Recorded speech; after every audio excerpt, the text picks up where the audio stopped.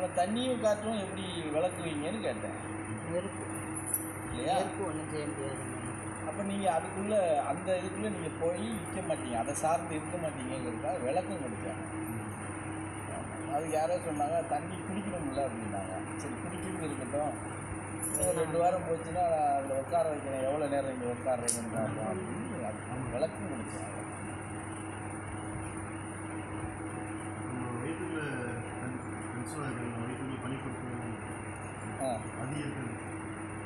வயிற்றுக்குள்ளே இருக்கிறது அதுக்கு யாரோ சொன்னாங்க இல்லையா, அதுக்கும் விளக்கம் கொடுத்தோம் இல்லையா.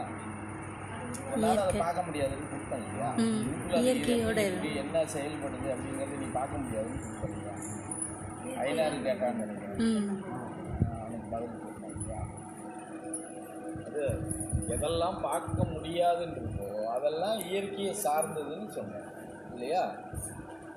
ஆமாம் சார். உன்னால் எல்லாம் இதுதான் இந்த பொருள்னு உன்னால் பார்த்து இது பண்ண முடியுதுன்னா அதெல்லாம் பிரபஞ்சத்துக்குள்ளே சார்ந்ததுன்னு சொன்னேன். அதான் உண்மை, சொன்னங்கிறதுல அதுதான் உண்மை. அதை நீங்கள் எப்படி எடுத்துக்கிறீங்க அப்படிங்கிறது, எதை சார்ந்து நிற்கணும் அப்படிங்கிறது அது அவரே ஒரு முடிவு.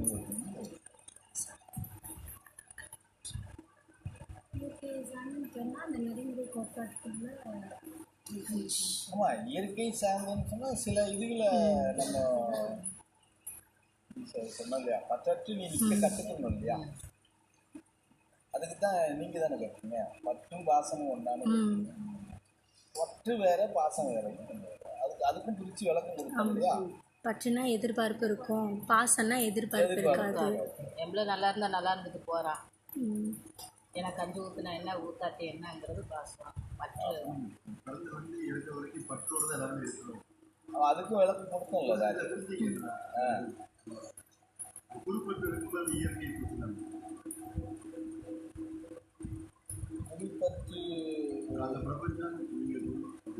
பற்றுங்கிறது வேற, குருக்கு நீ பற்றத்து தான் இருக்கணும். எதிர்பார்ப்பு வச்சனால குருக்கு நீ ஏதோ ஒன்று எதிர்பார்ப்பு இருக்கிறேன்னு இருக்கணும் இல்லையா.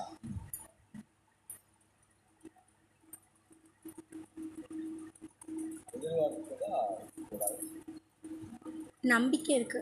குரு நம்பிக்கை இருக்கணும், ஆழமான நம்பிக்கை. நம்பிக்கை நிறையா இருந்தால் ஓரளவுக்கு போகலாம்.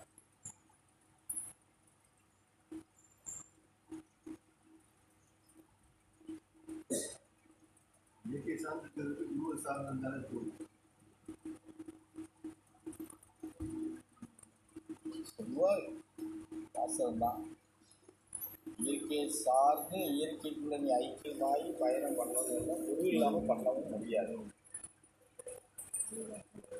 நெறிமுறை வழிகாட்டுதல் அவங்க தானே கொடுக்கணும், அவங்கள வச்சு தானே. ஏன்னா குருன்னு உனக்கு இருந்தால் மட்டும்தான் உனக்கு அந்த நெறிமுறை பயம்ன்றது உனக்குள்ள இருக்கும். அவங்க கண்டிப்பாங்க இல்லையா, இது நீ செய்கிறது தப்பு, இது இந்த மாதிரி போனீங்கன்னா நீ என்கிட்ட வராதுன்னு கண்டிப்பாங்க. இல்லைன்னா நீ வேலைக்காகாத போன்னு சொல்லிடுவாங்க. இதெல்லாம் ஒரு பயம் இருக்கும் இல்லையா. அப்போ நாம் அதை பின்தொடர்ந்து பயணம் பண்ணுறதுக்கு அது இன்னும் கொஞ்சம் நம்மளை துரிதப்படுத்தும்.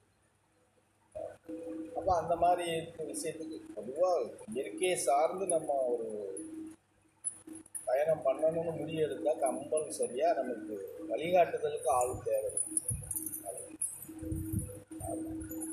அது இல்லாமல் நம்ம அந்த அளவுக்குலாம் எடுத்துகிட்டு போவோம், தனிப்பட்டு எடுத்துகிட்டு போக முடியும்.